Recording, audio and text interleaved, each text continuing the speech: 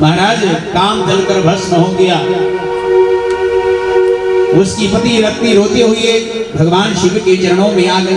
प्रभु ये क्या किया?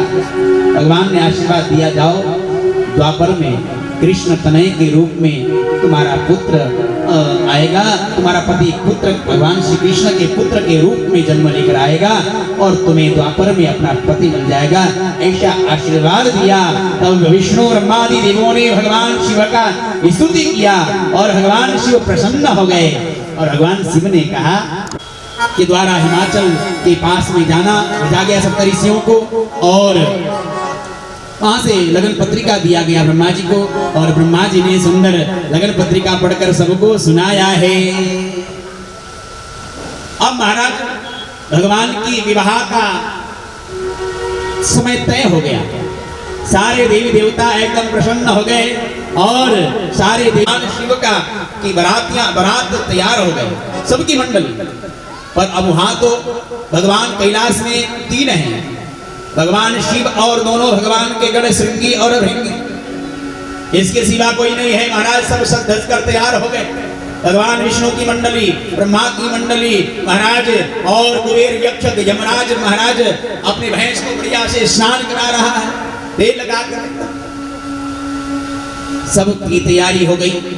हाँ, अपने अपने वाहनों को सबने सजा धजाया, पर भोले बाबा को कोई सजाने के लिए और भगवान बाबा की ओर कोई देख ही नहीं रहा। सबको अपनी चिंता है। हाँ? होता है ना, बारात में जब लोग जाते हैं तो बढ़िया सज कर जाते हैं दिखाने के लिए, बढ़िया बढ़िया महंगा। पर मैं आपको बताता हूँ, लोग देखे नहीं देखे, लोग दिखाने के लिए जाते हैं, पर ये भूल है, लोग अपने आप को देखने में लगे रहते हैं। हाँ, बार बार कहीं कुछ हुआ तो नहीं, कहीं कुछ बिगड़ा तो नहीं। श्रृंगार अपने आप में लोग देखे रहते हैं और ये भ्रम करते हैं कि लोग देखेंगे। लोगों को अपने आप को देखने से फुर्सत नहीं मिलता है। बोलो राधे राधे। अब भोले बाबा को कौन श्रृंगार करे? अब महाराज भोले बाबा श्रृंगी और हिंगी कहने लगे, बाबा सब तो तैयार हो गए पर आप अकेले बैठे हो, आपकी तैयारी कहा कि हम करेंगे। महाराज सुंदर बैल का स्नान कराया है।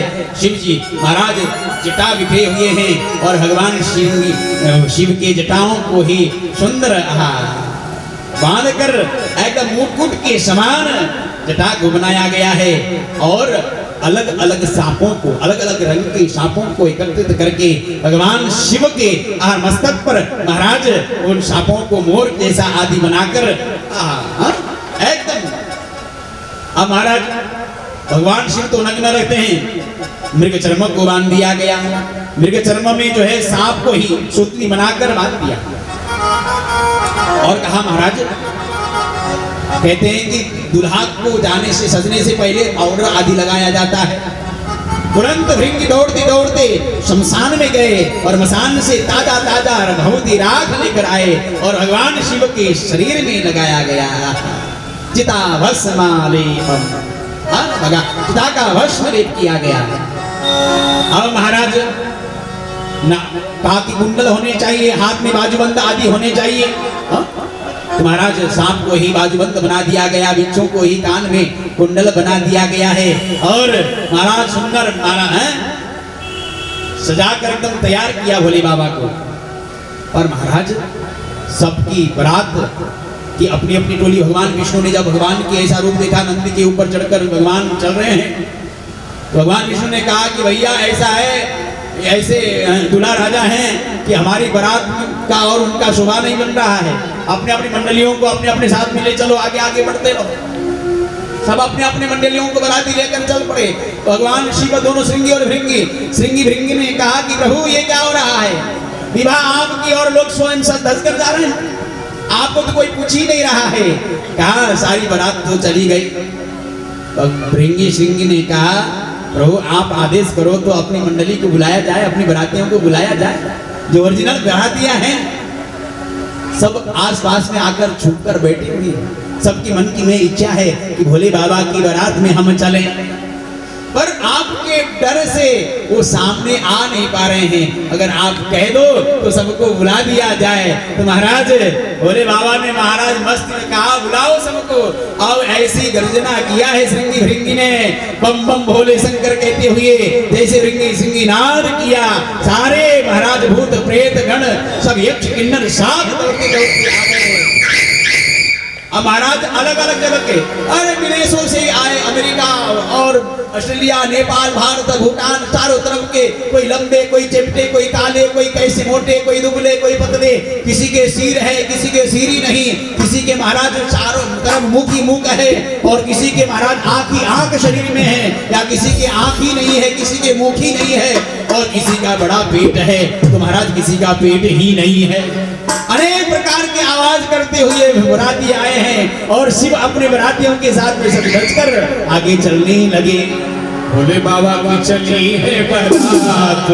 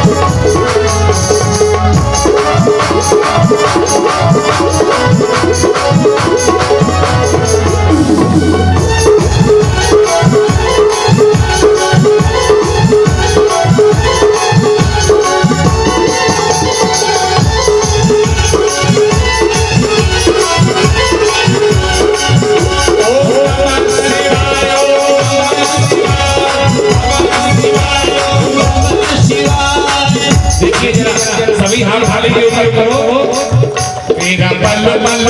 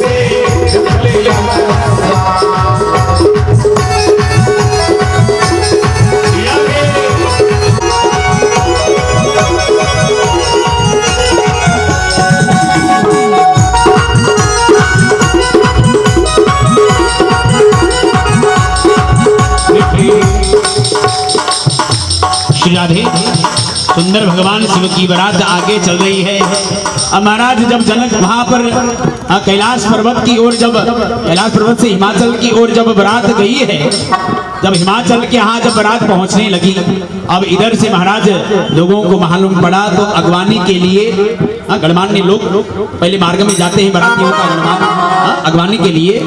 तो महाराज सब बड़े बड़े प्रतिष्ठित अगवानी गए जब आगे कि भाई बाराती आ रही है, बारात आ रहा है, तो सबसे नहीं नहीं हम तो उनके बाराती हैं, दूल्हा तो पीछे आ रहे हैं। लोगों ने सोचा कि जिन दूल्हे के बराती में इतने सुंदर सुंदर लोग सज कर आ रहे हैं, तो उसका दूल्हा कितना सुंदर होगा। महाराज ब्रह्मा जी सज कर आए तो महाराज अब धीरे धीरे आएंगे तो ये सब मिलने वाला नहीं है, तब तो सब भग जाएंगे। तो महाराज और जैसे तैसे सब पान करने लगे, जो मिला सो सब पान कर रहे हैं। अब इधर भगवान भोले का बारात जैसे ही रहा है और जैसे ही उधर की आवाज सुनाने पड़ने लगा, लोगों ने पूछा भैया ये आवाज किसकी आ रही है? कि दूल्हा राजा की बारात की आवाज आ रही है, बारातियों की।